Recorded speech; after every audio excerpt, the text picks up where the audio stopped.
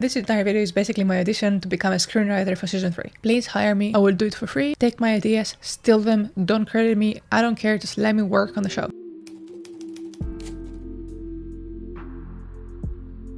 The problem with loving season 2 so much is that now I am invested to the point that I have everything to lose if season 3 flops. I don't know how I'll be able to move past it. I don't have anything else to live for. I have so many expectations for season 3, you cannot possibly imagine. I care so much about every single character and I have opinions on how each storyline should unfold from now on. Let's begin by the biggest problem of season 3. Book 3 is a Cinderella retelling. And do you know who is the Prince Charming? Benedict. Bloody Benedict. Who thought Benedict is a character that could lead an entire season? I certainly cannot. At the end of this video, I'm going to tell you how we're going to solve the Benedict problem. Their showrunners have already hinted that they might not be following the traditional publishing order of the books, so that means that we might focus on a different Bridgerton sibling in the season, which is honestly what all of us are praying for. The siblings that are left are Colin and Louise, and then there's this girl that is never on the show, but is actually one of the siblings, and she's only like in 2 episodes in 2 seasons, and nobody ever references her. Who even is she? I was so confused when I saw her in season 2. I was like, who is this bitch? She's apparently related to them. She's never in any of the promo. I don't know why. Is this actress too busy? Can she be recast? I don't care about her. I'm never gonna think about her unless they force us into seeing an entire season with her. And then we have the 2 more siblings, the kids, okay? And I want to expect that we're gonna get more teenage storylines because these actors are quite young still and I don't want them to be recast. So I'm hoping that either by the time the last seasons are filmed, these kids are just all grown up, or we get teen plot lines, okay? I do not want them to be recast. I am invested in these little humans, alright? Let them be. Let's start off with Edwina, because I'm actually invested in her happiness. We have seen the entire season 2 of her being toyed around and not getting what she deserves. She's so sweet, the actress is so adorable, and she's portrayed in such a charming way that I just want to see her happy, and I don't expect her to actually be a main character in season 3, unfortunately. However, at the end of season 2 we're hinted that the queen wants Edwina to meet her nephew, the prince. And I genuinely had to Google who is the queen's nephew from Bridgerton, because I didn't remember that there was a character in season 1 that was a prince, and he was literally the other leg of the love triangle in season 1, and I had zero resemblance of him. This is how they made him look like in season 1, and this is the actual potential of the character. So if he's actually to be reprising the role in season 3, I expect the sideburns to be burned off. We want the equivalent glow up that Anthony had. Just shave this off, style the hair differently, he's gonna be cute. I also wanted the costumes to change a bit. I think he was wearing a lot of blue in season 1. I want him to wear a lot of red now to represent his passion for Edwina. And what I expect from this storyline is to have as much screen time as Eloise did in season 2, which means about roughly 6 to 10 minutes if we're lucky. Both of the characters, Prince and Edwina, are quite guarded because they've been hurt in the past, so once they actually meet, they don't intend to fall in love with each other. They start off just by being friends, just by talking and like having conversations and bantering and playing games together, and they do not actually realize that they're falling for each other until it's too late, until they're quite in love. And it's just gonna be a very wholesome friendship to lovers love story, and we're gonna see them finally get the love they deserve, and it's gonna be the highlight of season 3 for sure, because both of the actors are just cute. Eloise. So what do we want from Eloise? We want a lot, okay? Season 2 built the story between Eloise and Theo, and I am so invested you cannot possibly imagine. This is the only love story I care about from now on. There's nobody else that I care about. Well, I care about Penelope as well, but I hate Colin. Can't Penelope choose somebody else? Eloise in the books is paired off with Lord Crane, who is the father of the twins from season 1, or like his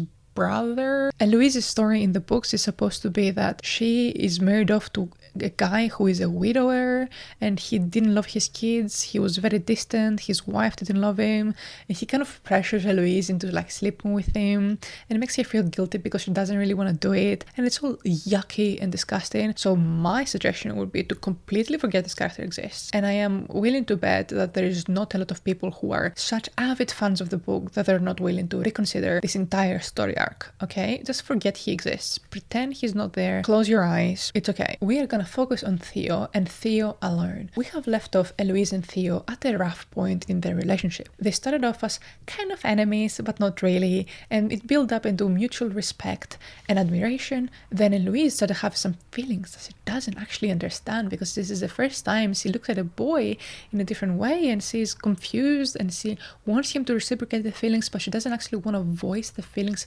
out loud because she's too independent to love anyone. Eloise is still in the bubble that she wants to be a girl boss that's independent forever. However, we can see a glimpse of what she could be like as a love interest, and this is what I want season 3 to focus mostly on. I want Eloise to actually ponder if it's possible for her to remain a girl boss independent woman who fights for women's rights while actually being committed to someone she loves. And this emotional storyline for Eloise needs to span at least 2 seasons. I want her for the entire season 3 to battle within herself with these emotions and these expectations from society, from herself, what she actually wants, what she actually thinks she needs. All of this, I want her to battle with it. And how I want her relationship with Theo to involve is as follows. We've left them off upset with each other. I want them to find a reason to work together for something. I want both of them to drop their egos and go to the other person and be like, listen, I need you to help me with this. There is nobody else that can help me. So they're basically teaming up out of desperation. They are both upset at each other. And Louise is upset because she hates that she has feelings for him and she's confused within herself. And Theo is upset because she hurt him. So we see them just work together, and I want this to really resemble the power dynamic and the love dynamic of Sybil from Downton Abbey with her Sopher. So I want to finally see Theo acting like a man. So far he's acting like a boy. I want him to mature in season 3. I want him to start treating Eloise not as a girl but as a woman. I want him to show more respect. I want him to be more reserved. I want him to have more of the manly instincts of looking at her not just as a cute girl but as a woman. And from Eloise's point of view, I want her to start having suppressed desires towards Theo. You know what they try to attempt with Daphne discovering her sexuality? I want them to actually achieve it this time in season 3 with Eloise. I want her to battle with the emotions. I want her to feel conflicted. I want her to discover that she is a woman that has needs and a woman that has emotions and desires. Towards the end of the season, there is a breakup point that we've talked about before. Up until that point, the characters are not actually romantically involved, but there's a lot of things that are building up to this point. For example, a lot of longing stares, a lot of pondering thoughts, a lot of dreams of each other. This has reached the point that the tension is so intense that they're about to explode. And as everything is ready to fall into place, as Theo is trying to find a way to express all of his emotions, as Eloise is ready to admit that she is a woman that has desires and she wants to find her place in society while also being allowed to love and express her love without losing her identity, that's when the breakup point needs to happen. And what's actually going to happen? I have an idea. I think what we could do now, in order to please the fans of the book while also making it better, is merging the character of Theo of the show with the character of the love interest from the books for Eloise. Listen how we're going to ruin their lives. What we're going to do is Theo is a poor boy. He's from a poor family and he's very obedient to his parents. He has a lot of respect for them. He is honorable. And his parents are the guardians of this girl that's a family friend of theirs. And he basically grew up with her. He never had emotions for her. She was always smitten by him, but he always saw her as this asexual being. He never cared for her. He thought she was precocious and silly and just a little girl, okay? She's an adult, by the way. Let's not make this weird. So what needs to happen is for this girl to get pregnant by somebody else, but the father is no longer in the picture. So the way that I would personally ruin Theo's life is by making his parents guilt him into marrying this pregnant girl. And he clearly does not want to do that. He was just about to propose to Eloise or ask her to run away together. The moment that they tell him that he needs to marry the girl, it's like his entire life falls apart. His vision goes blurry, his knees go weak, he is devastated. But he cannot believe that this is his life. He cannot imagine that this is his future. He was just about to run away with Eloise. He was just about to tell her how he feels and trying to find a way for them to be together. And now he's given this burden in life to marry this girl that he doesn't love. So what I want him to do is run to Eloise, visit her house for the first time ever and request to see her. And the moment she enters the lobby and sees him standing by the door, I want him to fall on his knees, holding her hands and absolutely sobbing like a baby, begging her to tell him what he should do. He wants her to make this choice for him. I want her to realize at that moment 2 very contradicting things. 1, she loves him and he loves her.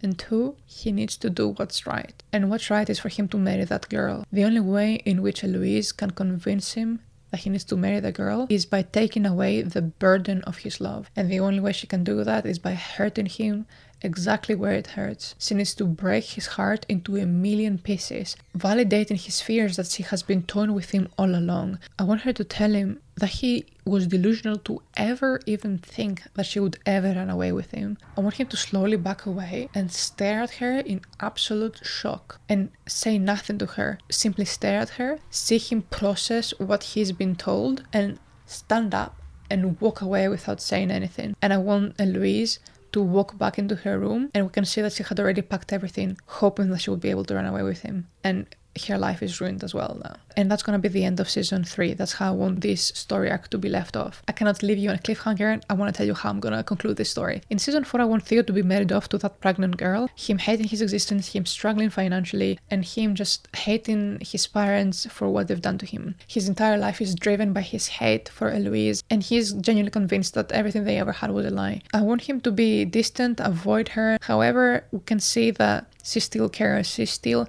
looks at him from afar. She walks past his house to see how he's doing, and she's genuinely devastated that she has caused him so much pain. And then Theo's parents actually guilt him into having a biological child as well with his wife. Now we have reached the status quo of Philip Crane, who is distant from his wife, distant from his kids, and just overall just a miserable man. And this is the point that the wife needs to die. We no longer need her, she serves no purpose, so she needs to die. And now he is a widower. From that point onwards, they can have their whole season, and I guess everything that happens in the books can happen in the season as well. Eloise proposes that she should marry him because she wants to help him with his kids, and she feels like she owes it to him, and he doesn't really care. You know, whatever happens in the books can happen in the show as well. I will allow it, as long as it's Theo and not Philip. Now we're left off with Penelope and Colin. I'm really sorry, but you need to find a way to make Colin appealing, because so far Colin is just very unlikable.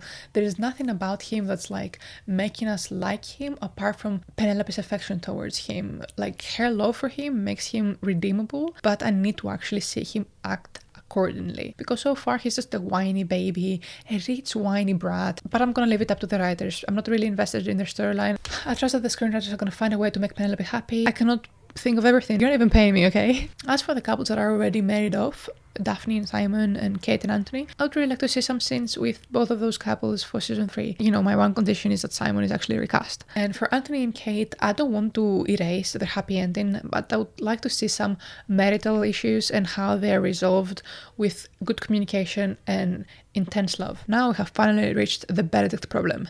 Benedict is supposed to be Prince Charming, and Sophie, the girl from the art class, is supposed to be Cinderella. And there is only one way in which we could solve this storyline. Make Cinderella a boy. Make her a dude. Make the entire conflict about Benedict realizing that he likes Sophie very much. However, that little boy over there, that Cinderella boy that came to the ball, he was very cute and handsome. Something is awakening inside of Benedict, and he's realizing for the first time that all this time he has been harboring these emotions for the male species that are not just platonic. I want him to explore his sexuality. Everything about it is exactly the same.